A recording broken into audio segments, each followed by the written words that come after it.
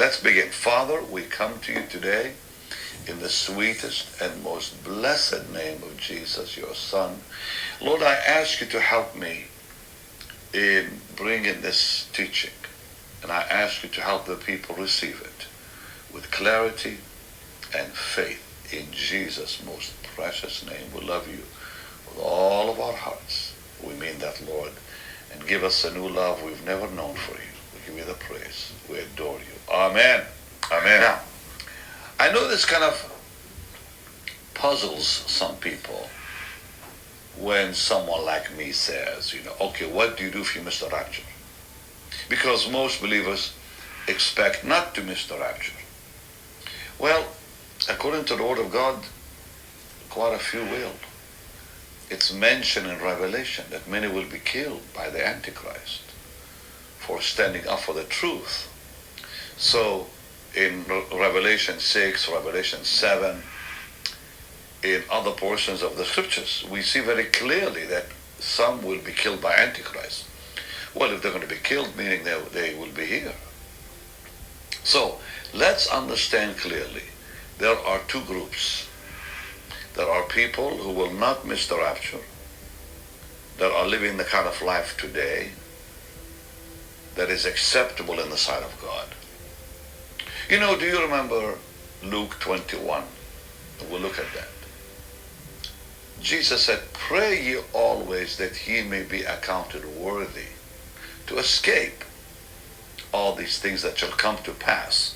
So in Luke 21, the Lord gives us all the things that are coming on earth.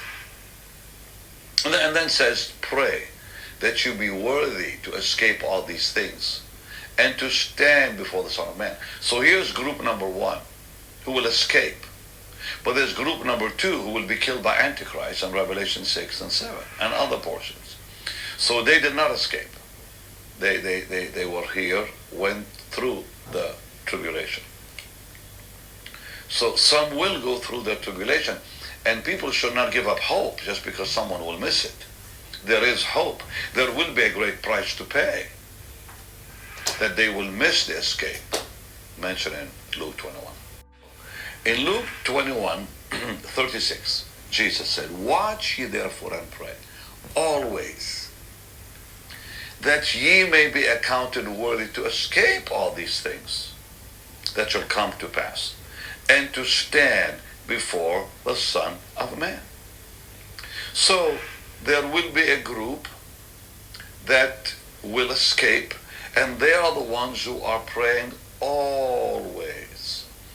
They're the ones who have disconnected from the world, who have lived the kind of life accepted before God.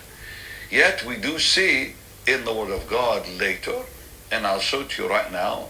I think we need to see it.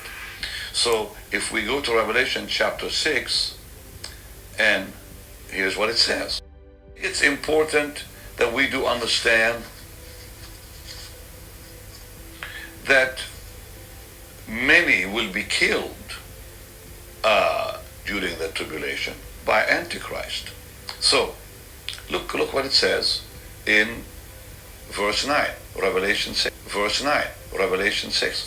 "And when he had opened the sixth seal, I saw under the altar the souls of them that were slain for the word of God,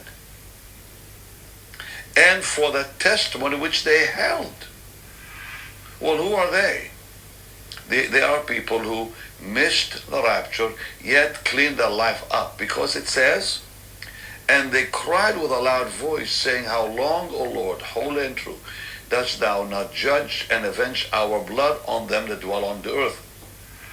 And white robes were given unto them. It was said to them that they should rest yet a little season, until their fellow servants also and their brethren that should be killed as they were should be fulfilled. So here is a group of people who are being killed by Antichrist. So there's a group in Luke 21:36 that escaped that, and there's a group that did not escape that. So I'm bringing this message because I want to share with you the Word of God. And I think this teaching, frankly, will be still on YouTube and on social media after the rapture, that people can go back and say, you know what, Benny Hinn said people will miss the rapture, and what should they do to survive it, to survive the tribulation, I mean. So that's what we're talking about today. And I think there's people you know, and people I know, who are not living the Christian life as they should right now, who are listening to a deluded message of the gospel, who are going to seeker-friendly churches. And when the rapture comes, they will not be there because they've not lived the kind of life accepted by God. Now, these people are going to shape up, if I can say that. They're going to clean their life up when they see that the rapture happened. They're going to say, okay, why did I miss it? Because it says in Revelation 7, these are they that washed the robes and made them white. In other words, they are the ones who corrected their walk with God. When the angel said, who are they? And John said, well, you know. He said, these are they who have washed their robes and made them white in the blood of the Lamb. Therefore they stand before the throne of God. Because he saw a multitude that no man could number. We'll look at that in just a minute. But let's look at 1 Thessalonians 4, beginning at verse 16. For the Lord himself shall descend from heaven with a shout, with the voice of the archangel, with the trump of God, and the dead in Christ shall rise first. Then we which are alive and remain shall be caught up together with them in the clouds. Even though we know the word rapture does not exist in the Bible, it's the great catching up. Because you can't erase it out of the Bible. When it says that we which are alive and remain shall be caught up together with them in the clouds to meet the Lord in the air. And so shall we ever be with the Lord. And then it says, comfort one another with these words. Now, the Lord Jesus himself spoke of the rapture. I know that people sometimes question if it's going to happen. No. It's going to happen whether people believe it or not. It's the word of God. So when you look at the scripture and you look at the Gospel of John, chapter 14, and we look at verse 1 to verse 3, let not your heart be troubled. Ye believe in God, believe also in me. In my Father's house are many mansions. If it were not so, I would have told you. I go to prepare a place for you. And then the Lord says, and if I go and prepare a place for you, I will come again and receive you. You, meaning the church, unto myself, that where I am, there ye may be also. That's the rapture. Even the angels knew the rapture would happen in Acts chapter 1, when they said to the disciples, this same Jesus will so return. So, and while they looked, I'm reading Acts 1, let's read verse 9 and right through 11. And when he had spoken these things, when the Lord had spoken these things to them, while they beheld, he was taken up. A cloud received him out of their sight. And while they looked steadfastly toward heaven as he went up, behold, two men stood by them in white apparel, which also said, ye men of Galilee, why stand ye gazing up into heaven? This same Jesus which is taken up from you into heaven shall so come in like manner. Well, there are two comings. There's the coming to the church, which will be in like manner that the apostles saw. There will be a coming in the clouds with the saints coming with him. Well, that could not fit this verse. So when the angel said, why stand ye gazing up into heaven? This same Jesus will come in like manner, meaning by himself. So the first coming, he comes by himself for the church. Then he will return with the church on white horses. Well, that's not like manner.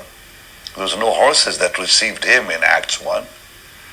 So when the angel said in like manner, then we put that it means the rapture, not the coming 7 years later.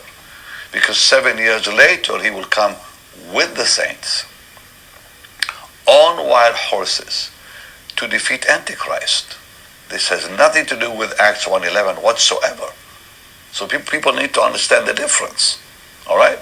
And that's why I'm teaching that. I think it's so important we talk about that. Now, some will miss the rapture. It's guaranteed in the Bible. And we'll get to those scriptures in a minute. But first, I want clearly to show you the rapture is going to happen whether people believe it or not. There's been 6 raptures already on earth. So raptures have already happened. The rapture of Enoch was number 1. Enoch, God took him, it says. Then the prophet Elijah went up to heaven. That's a rapture by himself. Then the saints in Matthew 27, they were raptured. Don't forget that now. They went with the Lord. He rose from the dead, and the Bible says they rose with him. And let's not forget the Lord himself in Acts. That's a rapture. Huh? Of course, of course. Now, don't forget the rapture of the 144,000 in Revelation. And the 2 witnesses. So 6 raptures in the Bible, 4 of which have already happened, and 2 more will happen. So why are people so, upset about, well, the rapture is not true? No. It's going to happen. Quite simple. Now, let's talk about something else here. Let's look at 1 Corinthians. And that's important to look at it because I want to lay this foundation first, that the rapture is a reality mentioned in many parts of the Bible. I just gave you just some of them. But let's look at 1 Corinthians 15. And we're going to look at, I think, something very important in this chapter.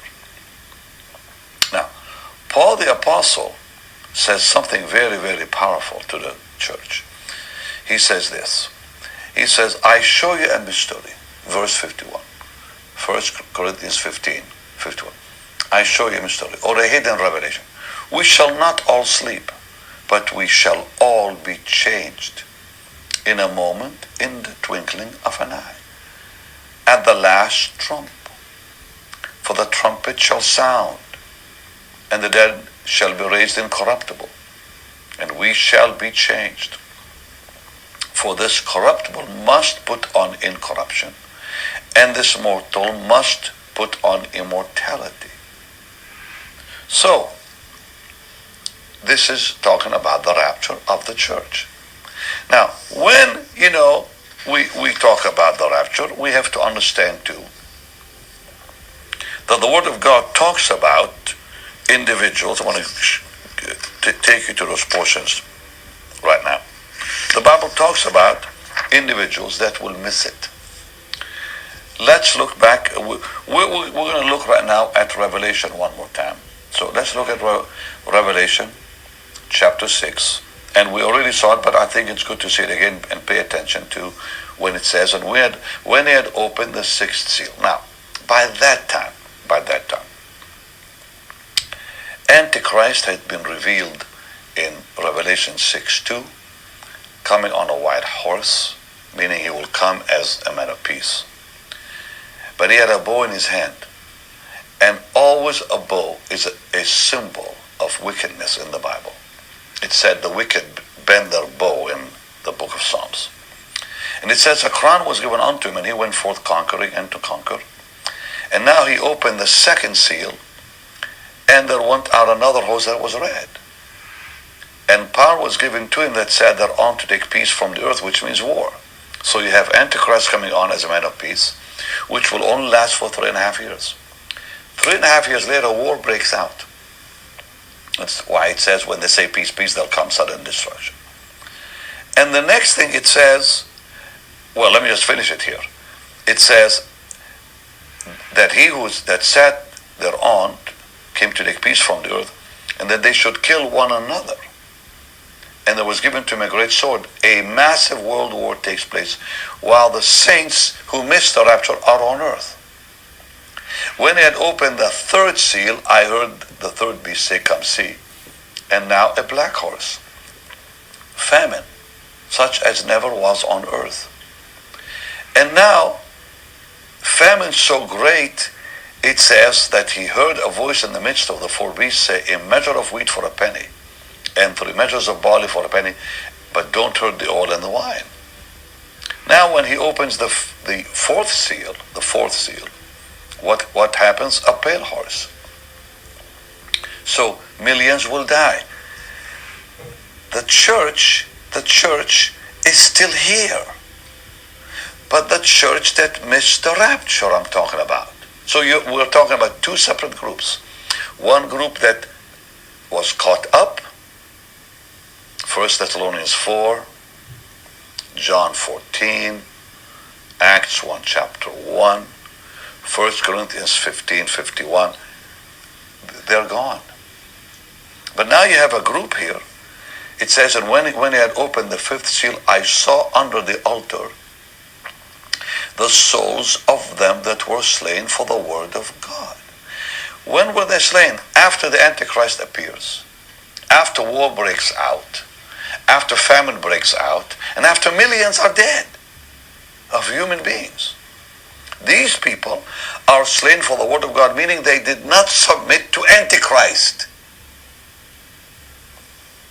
and for the testimony which they held, meaning they kept. They did not let go of their faith. So there will be people on earth after the rapture. I think this is why there was a lot of confusion with, pre, mid, post, all that about the rapture. But we have to understand there's two separate groups we're talking about here. So those who will go in the rapture are pre-trib saints. But those there are those who went to heaven, who were not raptured, but they went to heaven, waiting for others to come later. Because it says, they were slain for the word of God and for the testimony which they held. They cried with a loud voice, saying, "How long, O Lord, holy and true, dost thou not judge and avenge our blood on them that dwell on the earth?" And white robes were given unto them, unto every one of them. It was said unto them that they should rest yet a little season until their fellow servants means believers who are still serving the Lord, also, and their brethren who are a part of the tribulation church, that should be killed as they were, should be fulfilled. Later we see something remarkable. In Revelation 7, verse 9, and this is where some of the confusion has come, that people say, there's no rapture, because they take this scripture. It says, "After this I beheld, and lo," I'm reading Revelation 7, 9. "After this I beheld, and lo, a great multitude." Now, in Revelation 6, we saw a group said, "Lord, when will you avenge our blood?" They are told, "Wait till others join you." Now the others begin to join them and become a mighty multitude. "After this I beheld, and lo, a great multitude, which no man could number, of all nations," which meaning many Christians will miss the rapture, from all nations, "and kindreds, and people, and tongues, stood before the throne and before the Lamb, clothed with white robes and palms in their hands, and cried with a loud voice, saying, Salvation to our God, which sits upon the throne, and unto the Lamb. And all the angels stood round about the throne, and about the elders, and the four beasts, and fell before the throne on their faces, and worshipped God, saying, Amen." Now stay with me, listen. "Amen, blessing, glory, wisdom, thanksgiving, honor, power, might be unto our God, forever and ever. And one of the elders answered and said to me, Who are these?" Now why would he say that? Who are these? To John. Because John with the church is already in glory. Remember, the rapture will take place before many are killed, before Antichrist is on the scene. So the dead in Christ will rise first, which will include John the Apostle. And we which are alive and remain will be caught up together with them in the clouds. So when we are raptured, according to 1 Thessalonians 4, we're going to meet the saints in the air who have died in the last 2,000 years of church history. So now John says, who are they? He didn't know who they were because they were not a part of the group that he had already met. You get that? So he says, who are these which are arrayed in white robes? The elder is asking, who are they which are arrayed? And John didn't know. He said, I don't know. So the question is asked to John, and John is thinking the same thing, who are they? He said, I don't know who they are. But the angel, the man who spoke to him, was bringing that question to him, meaning that John himself is not a part of that group. And John himself was asking the same question in his own mind because of the answer. He said, I don't know who they are. These are they which came out of great tribulation. It didn't say they escaped the great tribulation. It said they came out. They were in it and came out. Watch this. And have washed their robes. Meaning the robes were not washed prior when they lived on earth. They have washed their robes and made them white in the blood of the Lamb. Meaning during the time of suffering, they washed their robes. We are told that we're to wash our robes now, not when the persecution comes. We're to live under the blood now. These individuals washed the robes during the tribulation, meaning they are individuals who made their walk steadfast with God and who were saved also during the great tribulation. Oh yeah, there will be people saved. Of course there will be people saved. The church will be taken out of the way, but the Holy Spirit will remain on earth for the tribulation saints. Otherwise, how will they be saved? How will they endure? There's been a teaching, of course, that the Holy Spirit will be removed. Well, I used to teach that years ago. I no longer believe that, because how can they wash the robes and make them white, or how can they survive without the Holy Spirit? How can anyone come to the Lord? Because the gospel will continue to be preached by the Jews. Yeah. Israel will come to the Lord at that time too. Remember that. One of the greatest revivals will take place in Israel itself in those days, when they reject Antichrist and flee to Silah or Petra, and there they will accept the Messiah. I'm going to show it to you. So, he said, these are they which came out of great tribulation, have washed their robes and made them white in the blood of the Lamb. Therefore are they before the throne of God, and serve him day and night in his temple. He that sits on the throne shall dwell among them. They shall hunger no more, neither thirst any more. Neither shall the sun light on them, nor any heat. For the Lamb which is in the midst of the throne shall feed them and lead them unto living fountains of waters. And God shall wipe away all tears from their eyes. Meaning that they experienced great persecution. They experienced weeping on earth. Or otherwise, why would it say that? You have to understand something, and I know some people don't even mention that. But the church that will be raptured We're not going to go through the tribulation like that and suffer. We're going to escape, as Luke 21:36 says, because we're not appointed to wrath. Now, why are they going to go through it? Because they did not live the life or rejected the gospel. Now, I know you want me to begin by, well, what do they do, those who miss the rapture? Well, I'll get into that in a minute, and I'll probably continue tomorrow. But I want to just say something here that I think is very important. They will be forced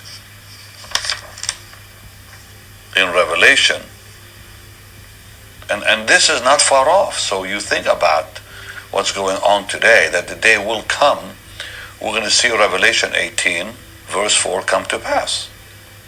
And here's what it says. And I heard another voice from heaven. Now listen carefully.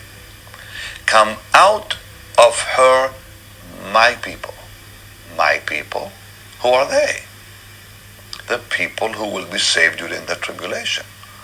Come out of her, my people, that ye be not partakers of her sins, that ye receive not her plagues. Who is that? Well,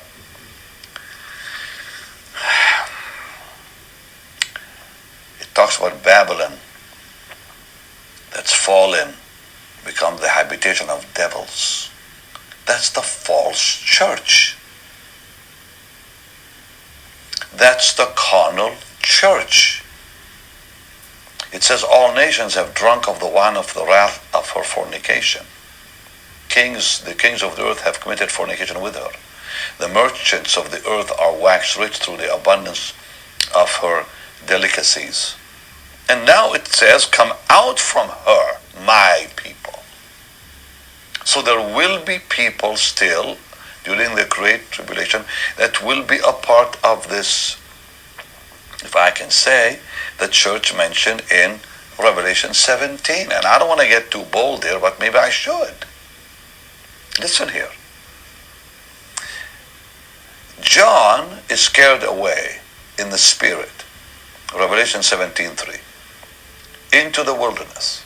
And he sees a woman sitting on a scarlet-colored beast, full of names of blasphemy, having 7 heads and 10 horns. And the woman was arrayed in purple and a scarlet color, and decked with gold and precious stones and pearls, having a golden cup in her hand, full of abominations and filthiness of her fornication. And on her head was written, Mystery Babylon, the great, the mother of harlots and abominations of the earth. And I saw the woman drunken with the blood of the saints and with the blood of the martyrs of Jesus. When I saw it, I wondered with great admiration. Who is this? Forgive me, woman. The false church. Do you know that more people were killed by the church hundreds of years ago than by the Roman Empire? When Constantine came on the throne and established at that time the Catholic Church, I don't want to get in trouble here, but the Catholic Church killed many reformers. Many people died because they did not obey the law of the then church and the then popes. Let me just be blunt here. I need to say it. The popes, past popes, killed believers. Take it to the bank. Look at your history books. Read Fox's Book of Martyrs. The great reformers, Tyndale, and others were killed by the church, not by the government. The church ran the governments in those days. It was the Roman Empire. It was the renewal of the Roman Empire. The Pope took the name of the emperor. That's a fact.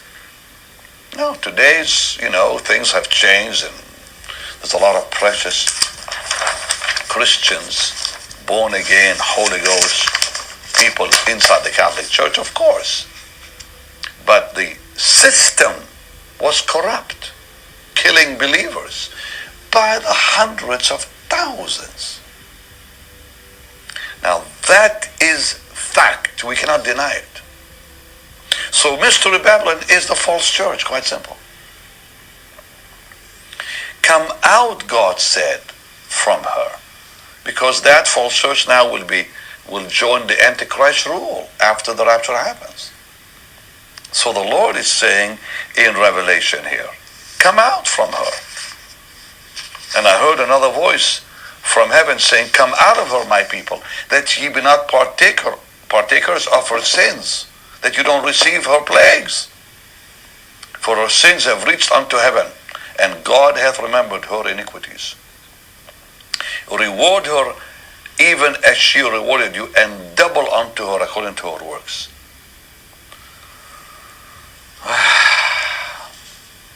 I know some of you probably don't like what I said. It's historical fact. So I'm just simply telling you the fact. You can go look it up. You know the best thing you can do? Read Fox's Book of Martyrs. It'll give you all that and more. Now, let's deal with what to do if you miss the rapture before I say bye, but I'm not going to give you everything. I want to start by saying there is hope. Because there is hope.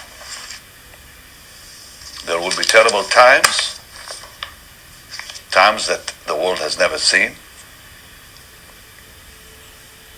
Most horrible. Changes will happen rapidly after the rapture. Antichrist will come first as a man of peace, bringing a lot of prosperity and change, changing the very calendar. Rather than AD to the time of Christ, he'll change it to his birth. And believers will be under great, great persecution. At that time, who are not strong in the Lord and have missed that blessed, great catching up of the church. So, when people tell me now, what do I do? Well, let me tell you a few things. Number one, if you miss the rapture, hold on to your faith like you've never held on to your faith before. And get to know the Word of God you have ignored in this time. I may be talking to somebody who will see this after we are all gone. I'm not just saying it to someone watching right now that can get things in place, and you don't have to do this later. Get to know the Word of God now. And if you miss the rapture, get to know the Word of God then, like you've never known the Word of God before. 40% of all pastors have not read the whole Bible.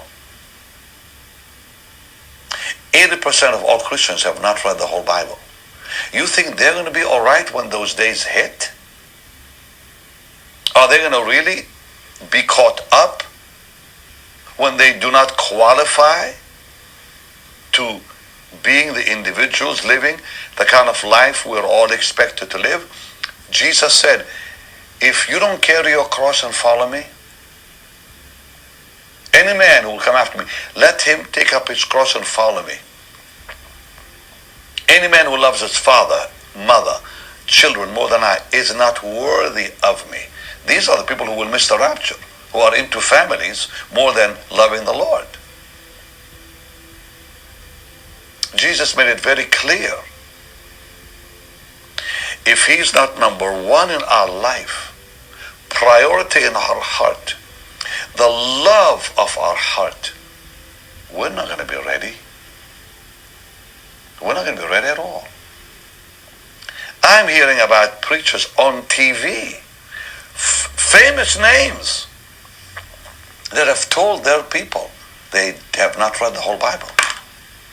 I'm thinking, what are they doing being in the ministry? They're giving a deluded message to their audiences. This message of hope today and feel good is not the gospel. It's not the gospel. It's not the real Word of God.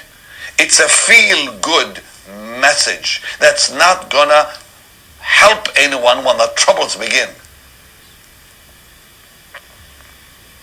If you want to be ready for the rapture, get to know the Word of God like you've never known the Word of God in your life. Read the scriptures and stop watching television once and for all. Just stop watching TV. Get into the scriptures day and night if you have to. Cling to Jesus like you've never clung to him before. Never miss a day in his presence. Now, if you don't do it now, you will then, or you're going to get killed. Quite simple. Many will be killed. Many will be killed. I'm going to give you one more thing, then I'm done. Get all the Bibles you can find. Because during the Great Tribulation, the Bible will become illegal to have. And don't be dependent on your iPad and iPhone. They will take that away from you. Get a real Bible and lock it up in a safe if you have to. But Bibles will not be allowed in those days. So if you miss the rapture, like I said, get to know the Word, but you better have one too. Huh?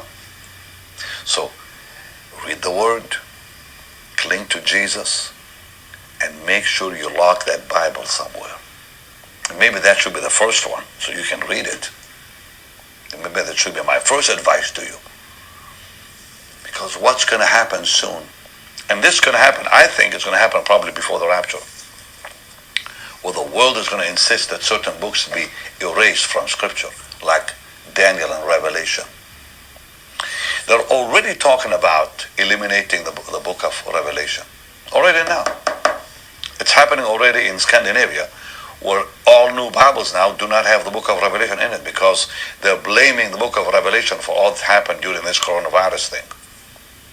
Okay, I've said enough. I'm going to have to continue tomorrow. You have to join me tomorrow. I have a lot to tell you still. All right. Father, come on, let's pray. In the name of Jesus, I pray, Lord, you'd help me clearly state the facts and the truth of your word and history. But I pray you'll strengthen the saints who are listening right now to me. Build them up in the faith, Lord, if they're lacking. Strengthen their hearts in you. Give them a love for you they've never had, they've never known. Empower them by the Holy Spirit's presence. And keep them safe as the apple of the eye. And Lord, if they're not ready for the rapture, help them get ready now so they don't miss it. In the name of Jesus. Amen and amen. But one thing I'm going to tell you right now. If you're going to a church preaching a deluded message, get out before it's too late. Get out quickly before it's too late. If they're not preaching the gospel as we know the gospel, as the Bible declares what the gospel is, get out.